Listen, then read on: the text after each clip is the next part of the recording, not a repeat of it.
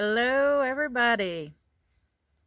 Hi to my online family. This is Rachel Stravelli, and I'm coming to you live, or you may be watching a replay on YouTube or Facebook. So if you're watching the replay, give me a thumbs up and share it, like it, tag a friend, share it with somebody who you know who's really into growing and learning and overcoming blocks and limitations, which might be a lot of people that you know. I am so excited to connect with you today. I am really fired up about this epiphany that hit me this morning, and I had to come on and talk about this. So, this is something that I think could be keeping you stuck. It keeps me stuck sometimes. And even though I am sharing this with you, by no means does this mean I am like, I've achieved this to my full potential. But I am taking better notice of it. So you may be familiar with Rachel Hollis's book that's called Girl Stop Apologizing. And today has a similar theme as that. There's something I'm gonna ask you to stop doing today. Ooh, do you see that white squirrel that just crawled behind me? Um, I so she asked people, specifically women, but anyone really, to stop apologizing because people were stuck in this habit, this mental habit and emotional habit, and some of it is cultural, like people just pick it up and start doing these things. And there's a habit today that I became aware of, that I know I've done, and I've met with people, and when you are stuck in this mindset, this habit, it's really hard to find your way out. Yesterday I talked about how gratitude can get you out, but this is a way to shift your perception in another way. So I imagine that you have been in a scenario where someone asks you something and you say you don't know, or you have a problem in your life that you're trying to figure out and you don't know. I don't know what I'm going to do next. A couple months ago, my husband and I were looking for a home. We kept on getting stuck so much on the location, the price, the finding the perfect thing. And at one point I realized, like, oh, we were just the quintessential buyers who thought we could find the perfect thing. And I kept on coming at the problem from different ways. And one of the things that I refused to do was get into a state of, I don't know. I don't know how this is going to happen. I don't know how we'll afford a house, how we'll find a house, how we'll put in a bid before somebody else puts in a bid before us. How will we be able to bid enough that we'll overbid enough to get the house? Because that's the way the market was in Asheville, where we were looking at the time. And I was dedicated to staying out of I don't know, because here's what I recognize: when you have a situation and when you immediately go to I don't know, you are setting yourself up to be in a very disempowered position. And I want you to come from a place of empowerment. So here's the thing: of course you don't know. I don't know. No one knows. I mean, realistically, like, you're not actually being inaccurate when you say you don't know. The amount of things that we know is minimal compared to what is out there. You know, both what we know intellectually, experientially, muscle memory, all the different kinds of knowing that we as human beings have. It's a limited perception, it's a limited knowing. And yet, when you are really focused on that, then you immediately, it's like you're closing doors and you're shutting down the brainstorming and you're refusing to see things. Now, you might not consciously think, I'm refusing to see it, but you are reaffirming that you don't know. And yet, if I don't know is already a fact, if there's so much to know that you don't have to know it all, then you do not have to get into an I don't know frame of mind. If you practice posing different ideas or questions to yourself as opposed to I don't know, you really can shift the way you look at the situation. Because here's a really amazing thing about our brains, how they work. So they're pattern seeking, pattern solving, problem solving mechanisms. Like that's the way the brain loves to work. Computer was designed after us, and so it's like a processor will process until it finds out the right information and computes it. The I was just thinking of that movie Hidden Figures, where they call, like, the women in it are called computers, and it was such a wow moment for me because I was like, whoa, before a computer was a computer, it was a human who was doing the computation. Which is kind of cool. If you haven't seen that movie, it's a good one.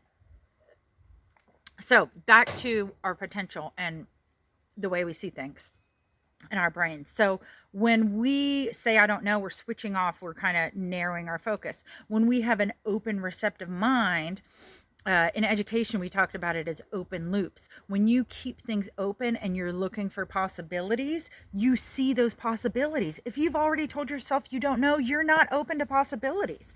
It's just like, it also works in with manifesting and awareness. If I suddenly ask you to start paying attention to blue cars, and your job is to pay attention to blue cars, or maybe it's blue birds, or maybe it's blue backpacks.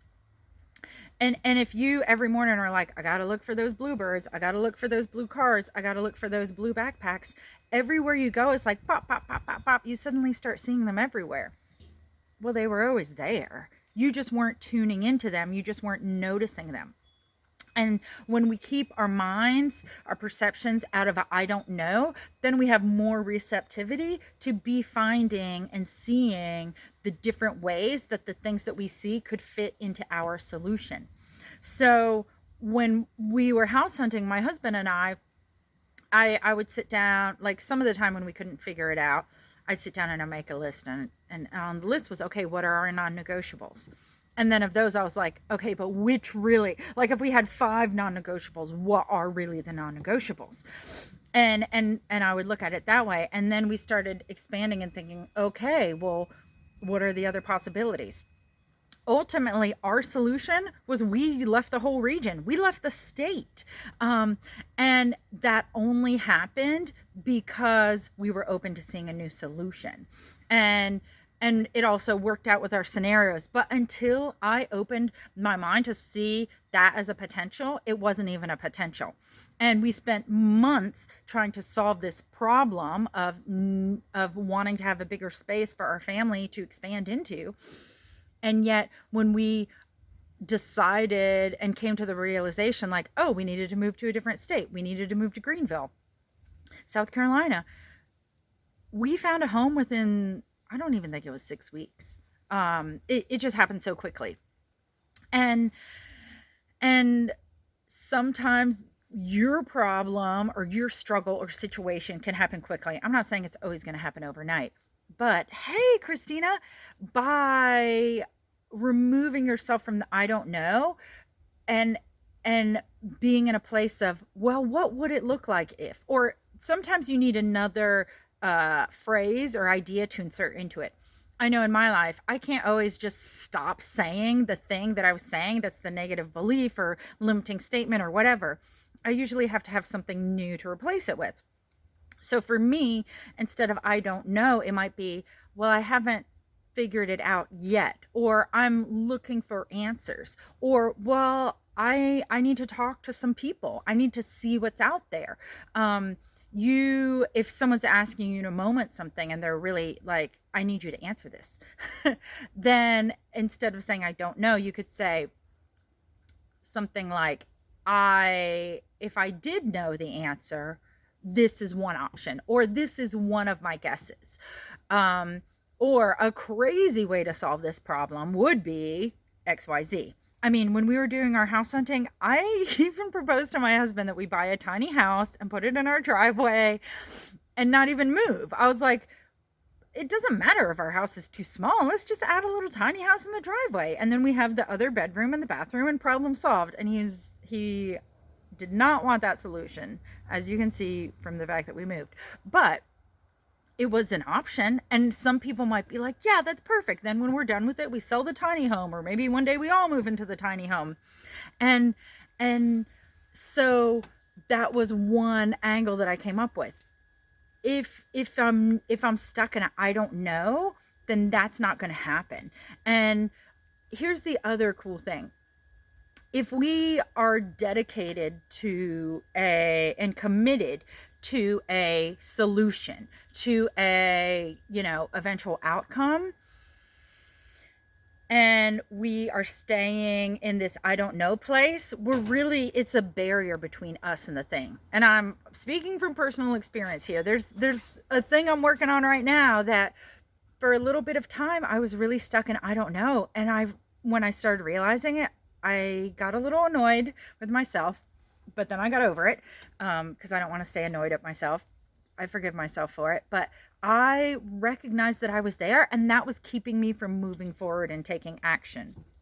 And so by moving out of I don't know to, well, here's an option, or I'm going to try this out, then I can start to explore and see. It also tells my brain, my whole system, there's a solution to this. And if I try and stay in my head about it, my head might not be able to figure it out. But sometimes our feet can figure it out. Sometimes getting out there in the world and starting to do things shifts things. Because the I don't know is this mental space that we're in, where we're really in our head, and we're really kind of stagnant and stuck. That's why I use stuck in the title for this, because we are not moving beyond this one perspective of I don't have the answer and I don't know how to do it.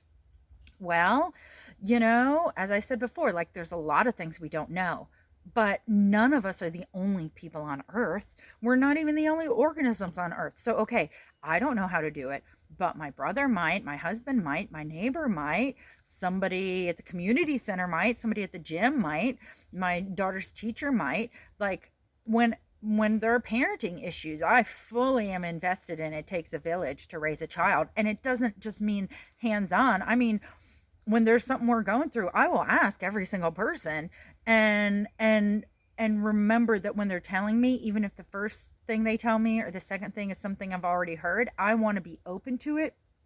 Because just like when you're brainstorming, if you start saying, no, that's not working, no, that won't work, let me tell you why that won't work. When you shut someone else down, they're not going to keep on giving you solutions and answers. So I try to stay really open and receptive to just hearing what's said, to taking it all in and listening and thinking, okay, oh, well, maybe I tried that a month ago, but maybe I didn't try it like they said. So why don't I try it how that person shared it with me? And by doing that, you tap into all of the wisdom of those around you. If you feel like, okay, I've asked everybody, look to nature. Look to how is this problem solved in nature? And this is going to cause you to have to open up your mind and look at things in a new way, because you might be like, how does nature solve a house hunting problem? How does nature solve a parenting problem? Well, expand your mind, try and look at it from a different way, and then look out so that you can see things. Because when we keep on repeating and reiterating our own limitations, then we remain where we are. But there is this thing that you desire, this struggle or this problem, and you would like to move through it. And what I believe is that if it's something that you desire, if it's an outcome that you would like to have, and you have a lot of emotions about moving through it, let's take those emotions that are stuck in negativity or frustration or annoyance that you're not getting there, and let's channel them into finding whatever it is that's going to help you with that. And as you gather the information, the first few times you do practice not being in an I don't know state, you might want to experiment with what are the different ways that you gather the information that is told to you so that you can work through it. Maybe you make lists. Maybe you have an app on your phone where you put it all down. Maybe you just do it in the moment. You listen to what's said and then, discount it and put it aside if you know that's not going to work. But allowing yourself to be open to what's going to happen can really expand the possibilities and the potential so much. And the other thing that I was going to say, which just flew out of my head, so hopefully it'll come back. Oh, yes. One thing that when you are doing public speaking, or back when I was a teacher, one kind of trick is sometimes when someone asks you something in the spur of the moment, you can't think of something, and sometimes you feel like you have to make a decision quickly, or you have to give an answer. And so some people say I don't know because they want to give an answer quickly. And one thing that sometimes works is to restate what the person said as if you're beginning to answer the question, and just trust that by the time you get to the end of the question, you will have an answer. So, like, if you had asked me a couple months ago, well, how are you going to find a house, or where are you going to find a house? And instead of saying, I don't know, I could have started to say, well, how I'm going to find a house is, and maybe then I say, I'll just keep on looking till we find it, which is true. At one point when I was frustrated, I just totally flipped it and was like, we're going to get there eventually. Like, one day we will be in a bigger house that fits our budget, that fits our family, that's a good location, that meets our criteria. And I was like, and today I'm closer than I was yesterday. And that allowed me to overcome the frustration of searching for 9 months and not finding what we wanted. And so starting out that sentence, maybe I would say something like, well, we're going to find a house using these 3 methods, or I'm going to keep on trying, and these are the things I'm trying. Do you have any ideas? You can always bring it back to the person who's asking you the question, because maybe they're asking you because they think that you're missing something and they would really like to tell you. So maybe open the door for that conversation. All right. I would love to hear if there's something that you have been stuck in an I don't know space. If it's something that you feel like is personal and you'd rather not share it publicly, feel free to message me. And I'm not just going to say, did you try? I don't know. But I'll be happy to go back and forth with you a little bit and see, can we come to some new ideas about this? Maybe we can find out, oh, you have a limiting belief about this that is causing you not to see it, or here is why you keep on discounting ideas, or this is why you're stuck and this is a very real problem. So how can we help you to endure this time and come up with an exit plan? Because I don't believe it's always like just about us, like, and how we are approaching it. Like, there are external circumstances that impact our lives, but we get to choose again and again how we show up to those. But sometimes when you're showing up to the same problem over and over again, and you've tried multiple methods and it's not working, you can start to get really frustrated. Hey, Shailene. And when and that's why I'm sharing about the house hunting journey that we had, because a few months in, we were starting to get really frustrated, and it would go back and forth between who was more frustrated, my husband and I. But I knew that, like, this was going to be a bit of a journey and that we needed to keep on going. And I started shifting and looking at things in a new way so that we could keep on going, because I didn't want to give up. And so if you are in a place where you feel like, oh, it's been a while with this, I'm really struggling, I've tried so many things, I'm not getting anywhere, I'm really frustrated, I would love to speak to you more and see how I can support you in that way. All right. I have enjoyed our time together so much. I'm going to be posting this later. And as I said, feel free to reach out to me if there's something that you want to talk about related to this topic, or if there's another video that you would love for me to make. All right. Talk to you soon. Have a lovely, wonderful day. Bye.